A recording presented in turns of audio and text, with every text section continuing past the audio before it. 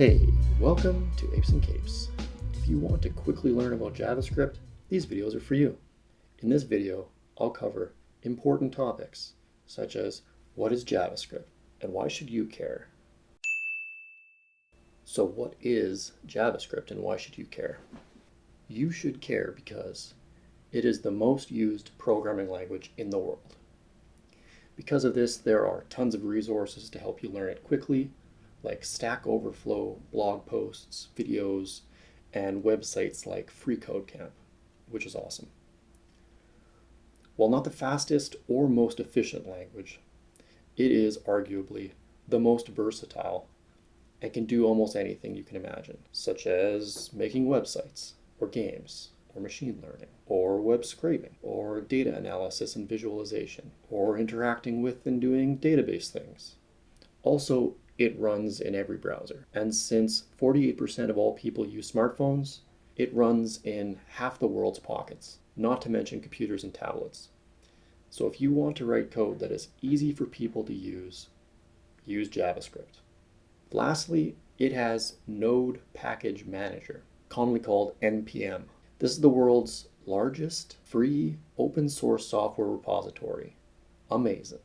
At the point at which it was acquired by GitHub in 2020, it had over 1.3 million packages.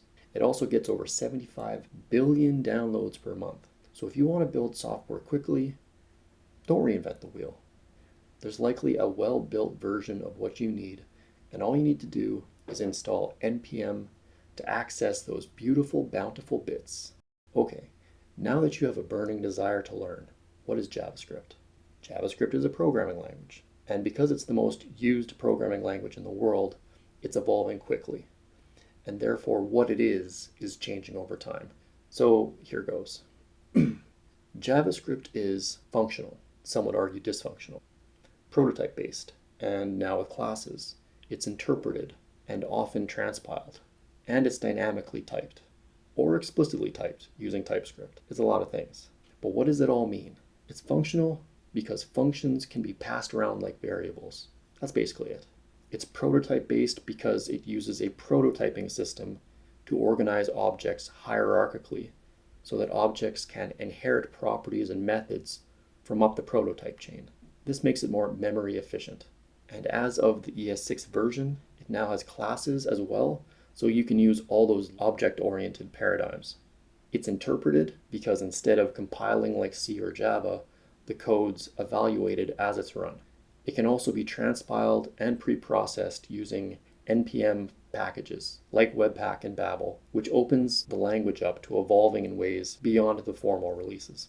And finally, it's dynamically typed, and that's because variable types don't have to be declared as they do in other languages such as C or Java. The program infers from what is being assigned, but fastidious programmers have developed TypeScript, which allows the use of explicit typing as well. This helps prevent bugs and annoying errors. Some people like that sort of thing. Did you want to learn how to run JavaScript quickly and easily? Check out the next video to find out. But before you go, did I miss anything? How would you define JavaScript? What do you like or dislike about this language? Don't forget to juice the algorithm. Like, comment, subscribe. Are you still here? Here's a puppy. Thanks for watching.